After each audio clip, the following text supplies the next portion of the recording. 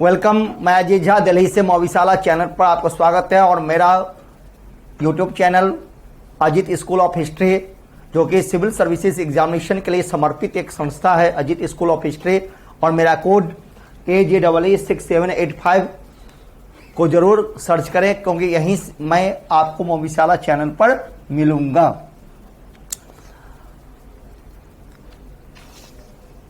BPSC Bihar लोक सेवा आयोग द्वारा आयोजित किए जाने वाले सिविल सर्विसेज एग्जामिनेशन, जो अभी 67वें प्रीलिम्स अब होने वाला है, काउंटडाउन स्टार्ट हो चुका है। उसके बाद मुख्य परीक्षा की तैयारी में स्टूडेंट लग जाएंगे, आप लोग लग जाएंगे। उन्हीं सब बातों को ध्यान में रखते हुए मैं मुख्य परीक्षा बीपीएससी हिस्ट्री ऑप्शनल के लिए लगातार क्लास दे रहा हूं और टॉपिक वाइज उसको विश्लेषण करके, तुलनात्मक अध्ययन करके आप लोगों को मार्गदर्शन भी करते आ रहा हूं, जो आपके एग्जाम के लिए, आपके सफलता के लिए काफी उपयोगी सिद्ध होगा। इसमें कोई दो मत नहीं है, क्योंकि हमारा उद्देश्य एकमात्र होता है एग्जाम पास करना, रिजल्ट ओरिएंटेड। हम लोग बहुत बड़े इतिहासकार बनने नहीं जा रहे हैं, ना इतिहासकार हमें बनना है। हम लोगों का एकमात्र लक्ष्य एक ही होना चाहिए, वह है क्या? अंतिम सफलता, फाइनल सिलेक्शन। उससे अधिक कुछ भी नहीं चाहिए। फाइनल सिलेक्शन हो जाए, हमारा जीवन सफल होता है। हम प्रशासनिक अधिकारी बन जाए, हमारा जीवन सफल होता है। एक प्रतिष्ठित पद मिलने के बाद समाज में भी, दोस्तों में भी और अपने आप में भी बहुत बड़ा इज्जत सम्मान भी हमें प्राप्त होता है। उसी लक्ष्य की प्राप्ति के लिए मैं लगातार आप लोगों को मार्गदर्शन दिल्ली से दे रहा हूं, और मौविशाला इसके लिए बहुत अधिक समर्पित है। और इसी क्रम में आज का जो हमारा टॉपिक है वह है बौद्ध धर्म। बीपीएससी के द्वारा आयोजित की जाने वाले जो परीक्षाएं हैं, और बीपीएससी ने जो हिस्ट्री ऑप्शनल के लिए जो सिलेबस डिजाइन किया है, उसमें धर्म सुधार आंदोलन और साथ साथ उन्होंने मेंशन किया है बौद्ध धर्म एवं जैन धर्म। तो यहाँ पर मुख्य परीक्षा में बौद्ध धर्म और जैन धर्म के बारे में जो हम पढ़ते हैं, तो आज जो मैं स्टार्ट करूंगा क्लास वो आपके सामने है। बौद्ध धर्म यानी महात्मा बुद्ध। सामने फोटो आप लोग देख रहे होंगे।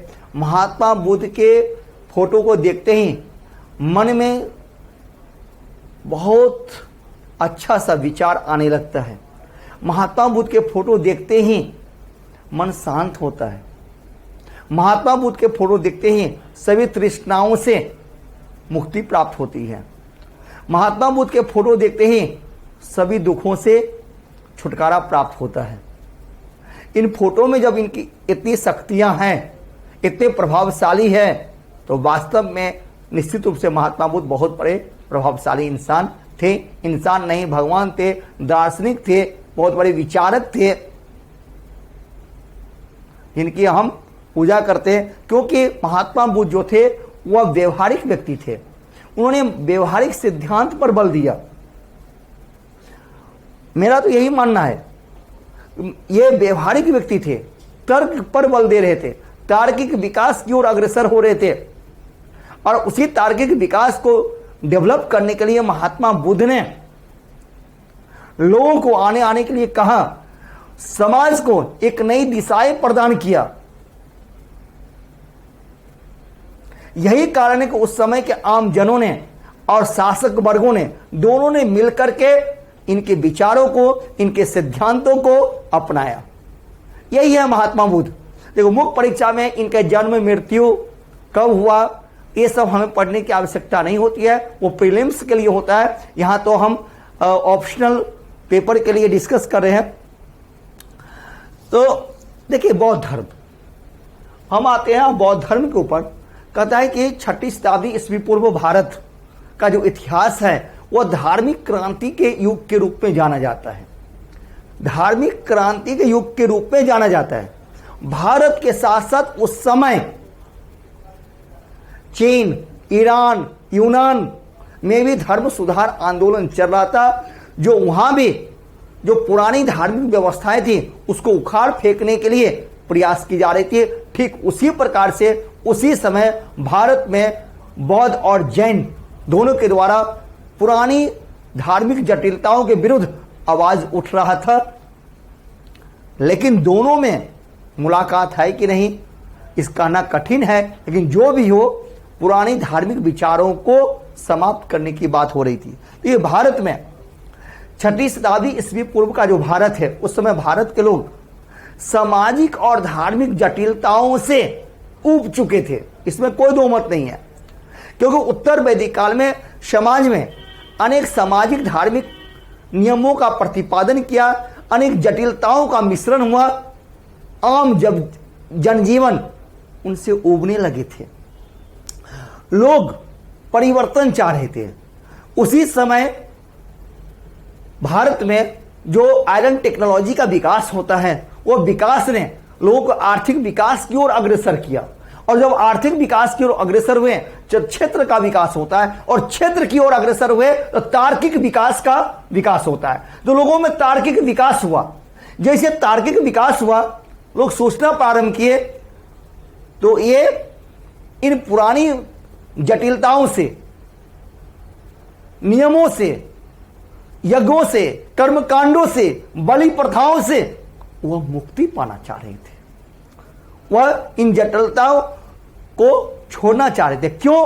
क्योंकि आम जनों के लिए इस प्रकार की धार्मिक अनुष्ठान अब संभव नहीं था, पहुंच से बाहर हो चुका था। क्योंकि एक तरफ जहां पर हमारे समाज में अर्थ विकास की ओर लोग अग्रसर थे, कृषि के विकास की ओर अग्रसर थे, क्योंकि आयरन टेक्नोलॉजी ने कृषि का विकास किया और कृषि विकास के लिए पशुओं का होना अनिवार्य था। वहीं दूसरी तरफ समाज में धार्मिक नियम था, बलि प्रथाएं, तो आम जनता के लिए पहुंच से बाहर की बातें थी। यदि वह कृषि कार्य करेंगे तो धार्मिक अनुष्ठान नहीं कर सकते थे, यानी उसमें बलि अनिवार्य था। यदि धार्मिक अनुष्ठान यानी बलि प्रथा करते हैं तो कृषि कार्य करना उनके लिए संभव नहीं था।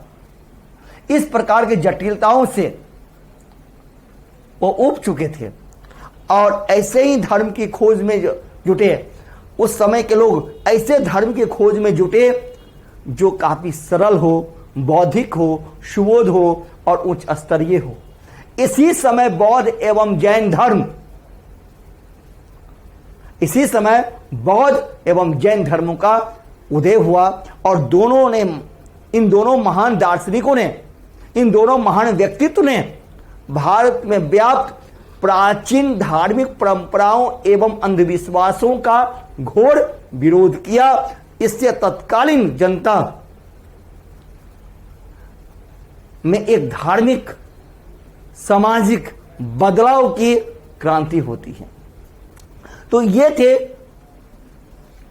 बौद्ध एवं जैन। इस समय, उस समय का ये भारत था, उस समय की ये स्थिति थी।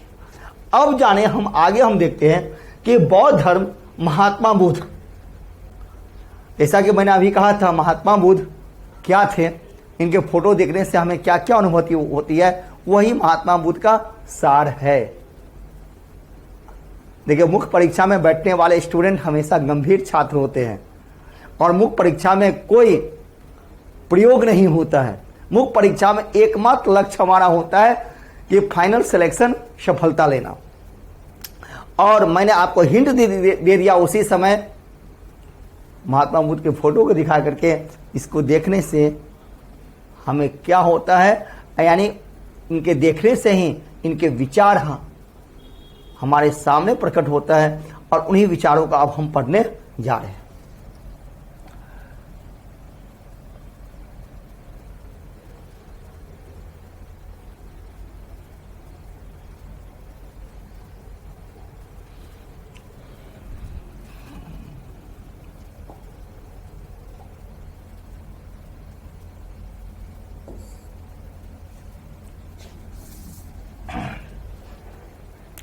अब देखिए, बौद्ध धर्म।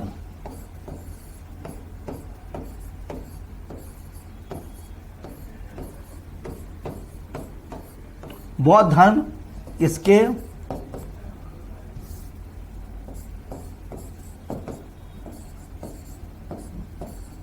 बौद्ध धर्म उसके सिद्धांत।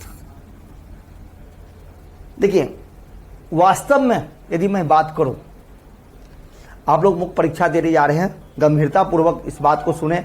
और ये एक ऐसा टॉपिक है, एक ऐसा कॉमन टॉपिक है जो जीएस पेपर में भी आपके लिए काफी उपयोगी साबित होगा। अब देखिए, एक्चुअल देखें तो वास्तव में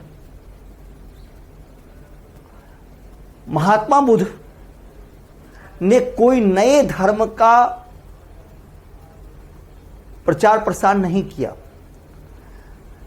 एक्चुअल में बौद्ध धर्म कोई नवीन धर्म नहीं था, बल्कि उस समय प्रचलित धर्म के ही आधार पर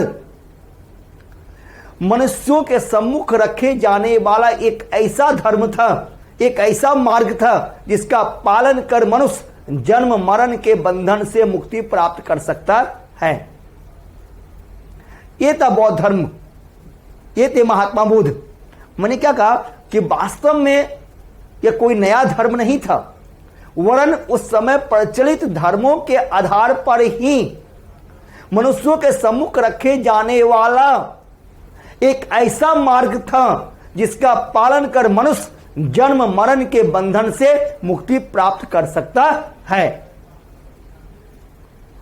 वास्तव में महात्मा बुद्ध, मैंने क्या अभी कहा था कि वास्तव में महात्मा बुद्ध एक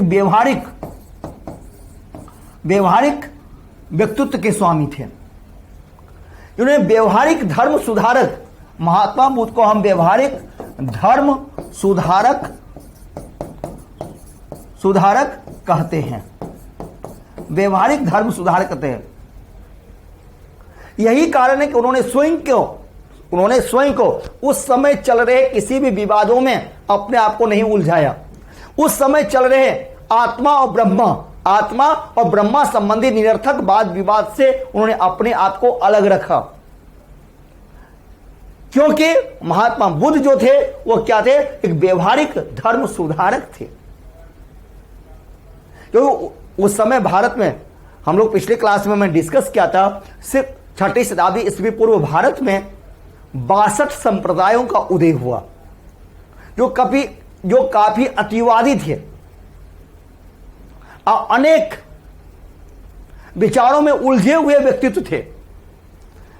न वो ठीक से सत्य को समझ पा रहे थे, न गलत को समझ पा रहे थे, न दोनों इसमें अंतर कर पा रहे थे, अच्छाई बुराइयों में भी अंतर नहीं कर पा रहे थे, अतिवादी थे। तो किसी भी समाज का विकास या सुधार अतिवादी विचारधारा से कभी नहीं हो सकता है।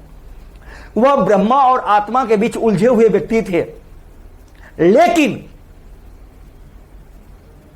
महात्मा बुद्ध एक व्यवहारिक व्यक्ति थे। क्यों व्यवहारिक व्यक्ति थे? कि उन्होंने स्वयं को उस समय चल रहे आत्मा और ब्रह्मा संबंधी निरर्थक वाद विवादों से अपने आप को दूर रखा। इन्होंने अपने धर्म में सदाचार, नैतिकता पर विशेष दिया। और उन्होंने क्यों कहते हैं, उन्होंने अपने धर्म में सदाचार एवं नैतिकता पर विशेष बल दिया। अंधविश्वास को तो उन्होंने कोई स्थान ही नहीं दिया। इनके सिद्धांत में अंधविश्वास का कोई स्थान ही नहीं था। और इन्होंने तर्क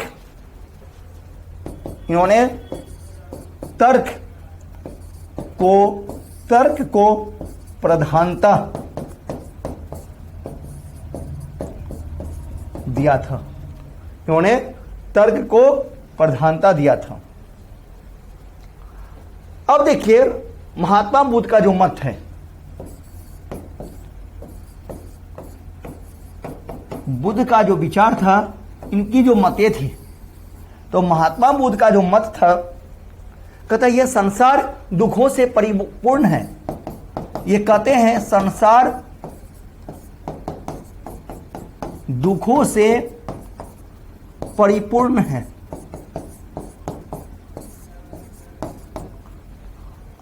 और इस दुख का एकमात्र कारण लोगों की तृष्णाएं हैं, और दुखों का एकमात्र कारण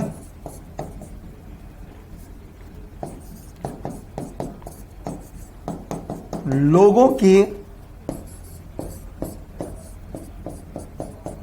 तृष्णा है। यह महात्मा बुद्ध का विचार है। यानी इस आधार पर आप कह सकते हैं कि बौद्ध धर्म लोकतांत्रिक विचारधारा का था, जिसका उद्देश्य बहुजन हिताय था। इस आधार पर आप कह सकते हैं कि बौद्ध धर्म लोकतंत्रवादी था। बौद्ध धर्म लोकतंत्रवादी, बौद्ध धर्म लोकतंत्रवादी था। उद्देश्य, इसका उद्देश्य बहुजन हिताय, इसका उद्देश्य बहुजन हिताय था और कुछ भी नहीं। क्योंकि महात्मा बुद्ध और क्या थे?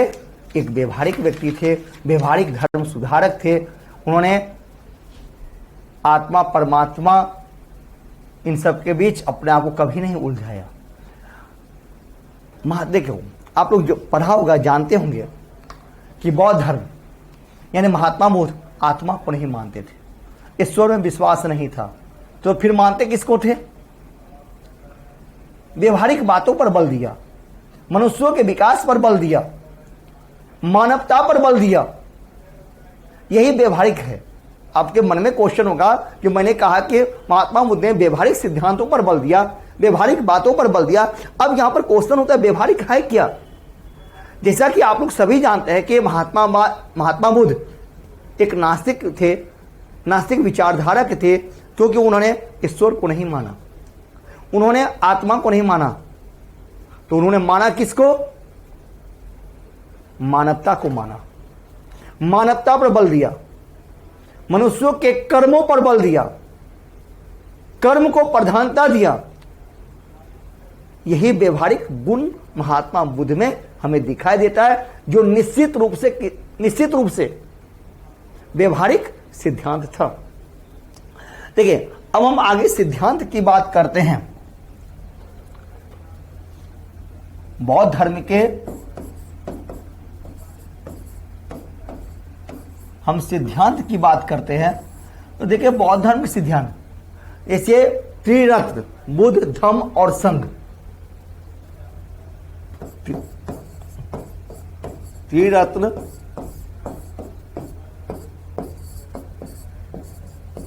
बुद्ध धम्म एवं संघ। देखिए बौद्ध धर्म के सिद्धांत कहते हैं चार आर्य सत्य, चार आर्य सत्य। इनका सिद्धांत का पहला है चार आर्य सत्य। तो चार आर्य सत्य यानी कहते हैं दुख, सेकेंड दुख समुदाय, थर्ड दुख निरोध, एंड चौथा दुख निरोध गामनी प्रतिपदा। चार सत्य दुख समुदाय, दुख निरोध गामनी प्रतिपदा। अब इसका विश्लेषण कर दें, क्योंकि मुख्य परीक्षा देने जा रहे हैं, तो मुख्य परीक्षा में हमें विश्लेषणात्मक ढंग से लिखना होगा, बताना होगा। अब देखिए चार आर्य सत्य में महात्मा बुद्ध कहते हैं, पहला कहते हैं क्या? कहते हैं दुख। पहला कहते हैं दुख। ये है क्या दुख? यानी दुख समस्त संसार दुखों से व्याप्त है। कहना है कि समस्त संसार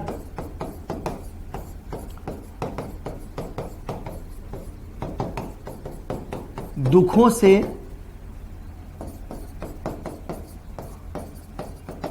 से व्याप्त है। यहां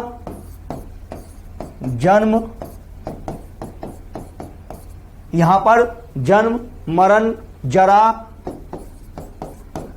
व्याधि तृष्णाएं, जन्म मरण जरा व्याधि तृष्णाएं, प्रिय का वियोग,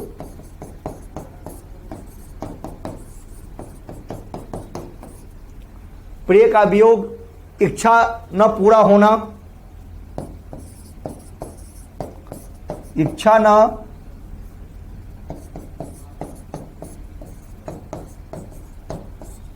पूरा होना आदि सभी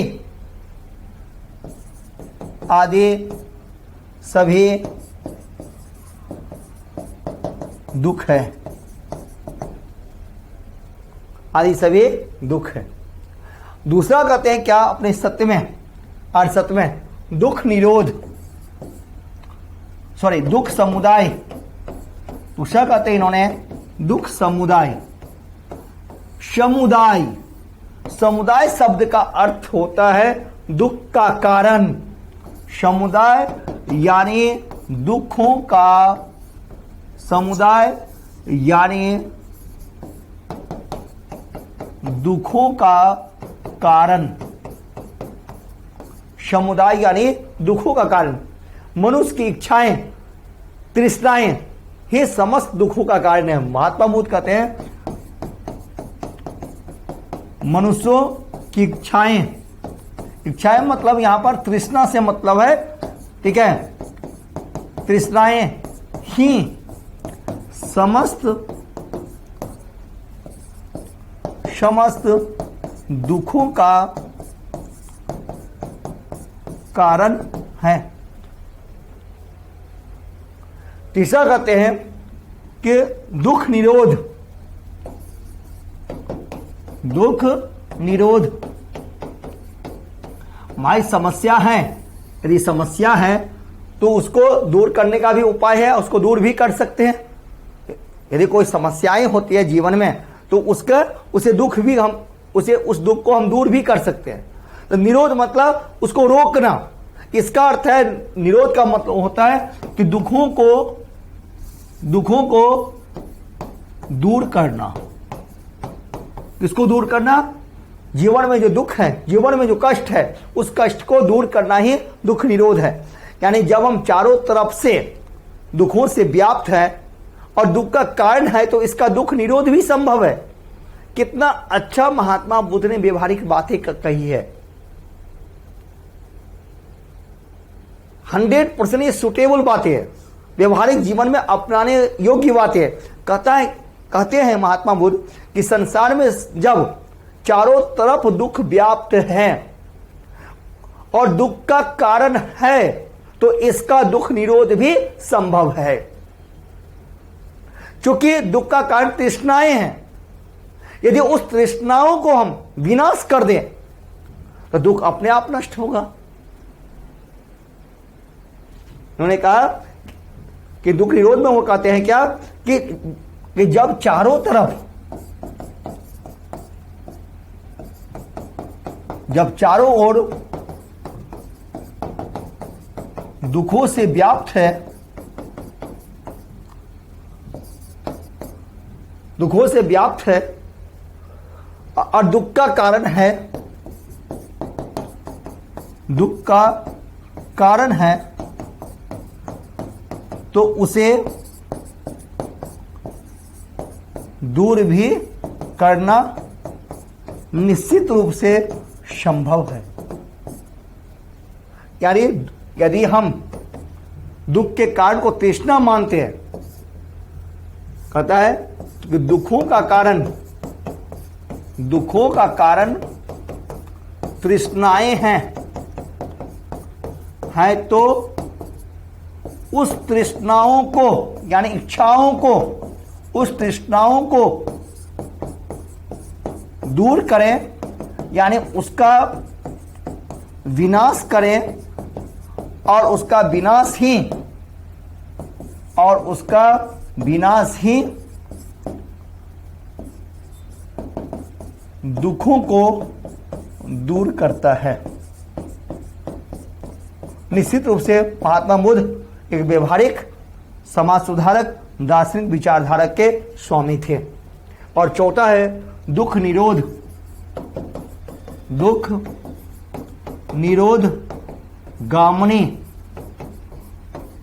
प्रतिपदा, दुख निरोध गामिनी प्रतिपदा। यहां पर इसमें महात्मा बुद्ध दुखों को समाप्त करने के लिए उपाय बताया। दुखों को समाप्त करने का उन्हें उपाय बताया कि ये उपाय करके निश्चित रूप से हम दुख से मुक्ति प्राप्त कर सकते हैं। और इसके अंतर्गत उन्हें 8 सिद्धांतों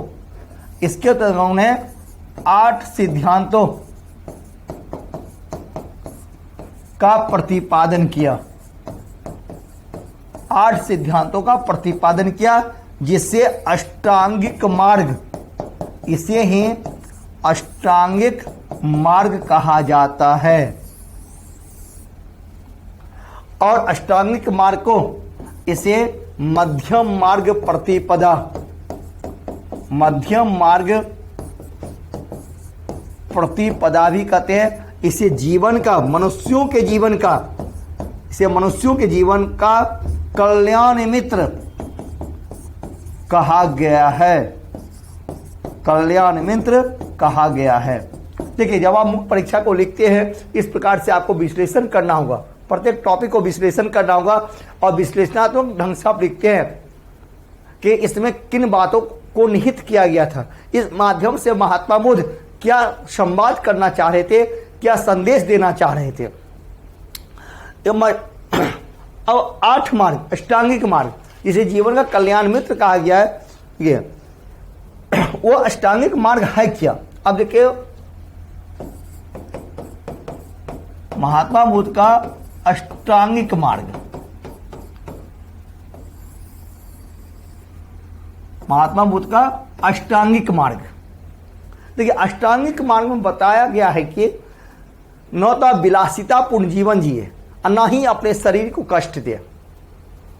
कितनी अच्छी बात कहा है, न ही आप विलासितापूर्ण जिंदगी जिए और न ही अपने शरीर को कष्ट दे, बल्कि उसे शुद्धता पूर्वक नैतिक विकास, नैतिक जीवन में अपने जीवन को व्यतीत करना चाहिए।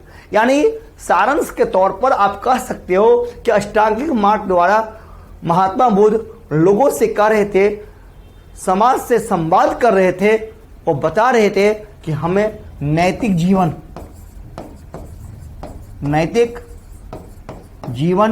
व्यतीत करना चाहिए, नैतिक जीवन व्यतीत करना चाहिए।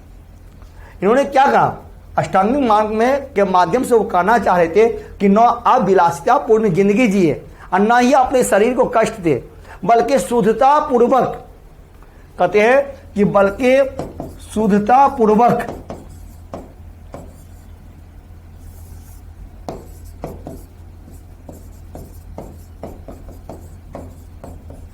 पूर्वक नैतिक जीवन हमें व्यतीत करना चाहिए। अब ये अष्टांगिक मार्ग में क्या है, देखिए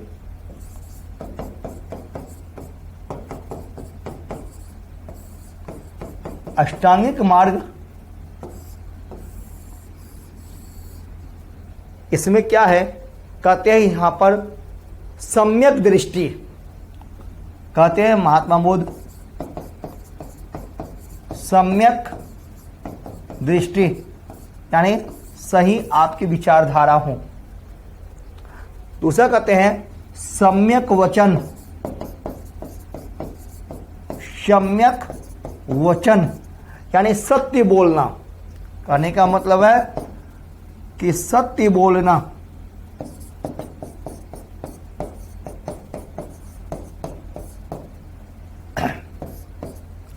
थर्ड कहते हैं सम्यक संकल्प, सम्यक संकल्प यानी दुर्भावना का त्याग। यदि मन में कोई भी दुर्भावनाएं हैं तो उस दुर्भावना का त्याग करें और सही विचारधाराओं के द्वारा संकल्प ले जो जीवन में हमें सफल इंसान बनाता है। कि महात्मा बुद्ध ने हमेशा मनुष्य के सफलता पर बल दिया, उन्हें मानवता पर बल दिया। एक इंसान एक कैसे सफल हो सकता है अपने जीवन में, उन पर उन्होंने सारी बातें कही है। अब देखिए आगे कहता है क्या, संकल्प के बाद कहते हैं सम्यक कर्म। कहते हैं महात्मा बुद्ध सम्यक कर्म, कर्म हमेशा महात्मा बुद्ध ने कर्म पर बल दिया। कहते हैं सत्य कर्म करना सही दिशा में, यानी कहते हैं सत्य कर्म करना, यानी कि जो भी आप प्रयास करें सही दिशा सही दिशाओं में वो प्रयास हो।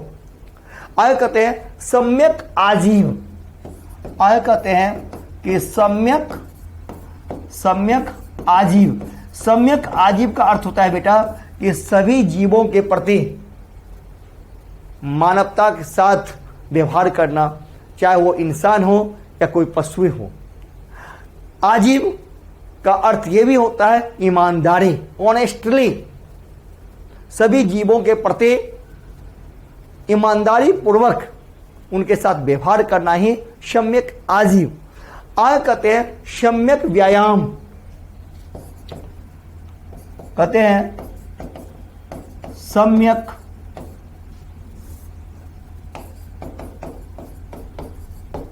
सम्यक व्यायाम की बात करते हैं। और सम्यक व्यायाम यहाँ का अर्थ है कि शुद्ध विचार। यहाँ पर सम्यक व्यायाम का अर्थ है शुद्ध विचार। और कहते हैं सम्यक स्मृति। सम्यक स्मृति। और उन्होंने कहते हैं